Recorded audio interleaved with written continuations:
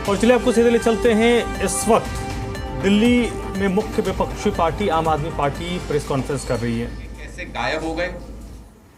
आपको याद होगा कि महिला आरक्षण को लेकर भी भारतीय जनता पार्टी ने बड़ी बड़ी घोषणाएं, बड़ी बड़ी बातें की थी, लेकिन साल डेढ़ साल का समय बीत जाने के बाद भी उस पर क्या कार्रवाई हुई?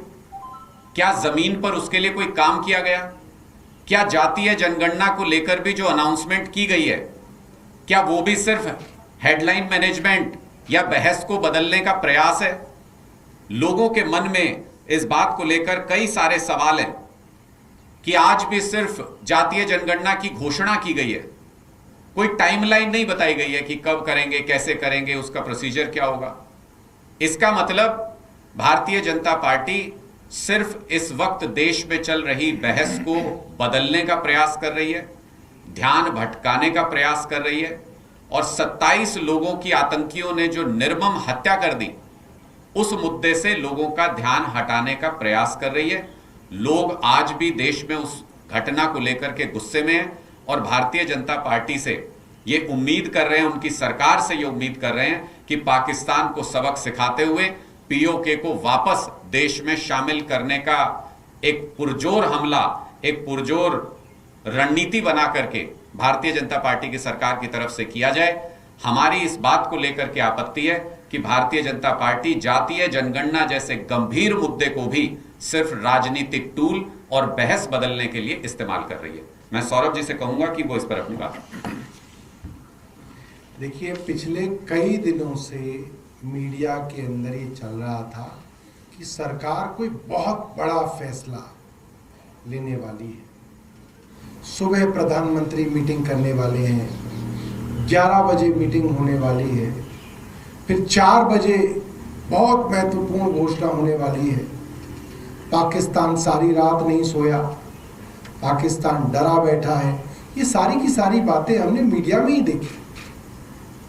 और 4 बजे जब आपको घोषणा करनी थी कि आप पाकिस्तान को कैसे सबक सिखाएंगे, आपने पाकिस्तान के विषय में कुछ बोला ही नहीं।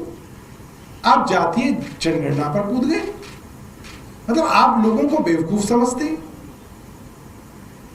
इस तरह से देश नहीं चलाया जाता। मुद्दा कोई है, आप मुद्दा कोई ले आए और आपने सोचा कि चलिए देश को आप कैसे भी घुमा सकते हैं। ये ठीक नहीं है और देश के लोग इस बात को समझ रहे हैं। आज सारा देश आपके साथ खड़ा था, सारा देश आपको कह रहा है, तमाम पॉलिटिकल पार्टीज आपको कह रही हैं, हिंदू, मुसलमान, सिख, ईसाई, जैन, बुद्ध सब कह रहे हैं कि आप बदला लीजिए। और अब आप पूरी की पूरी बहस को घुमाने की कोशिश कर रहे हैं। ये बड़ी निंदनीय बात है। आपके कोई सवाल हैं तो आप पूछ सकते हैं। Thank you.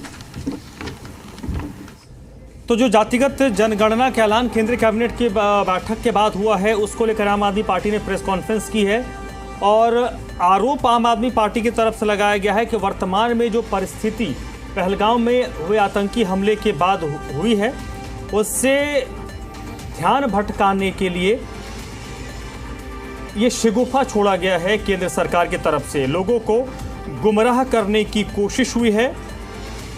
सौरभ भारद्वाज ने कहा कि हम तो उम्मीद कर रहे थे कि पाकिस्तान के खिलाफ कोई एक्शन होगा, उसको लेकर कोई घोषणा होगी, लेकिन यहां पर घोषणा जातिगत जनगणना को लेकर हुई है।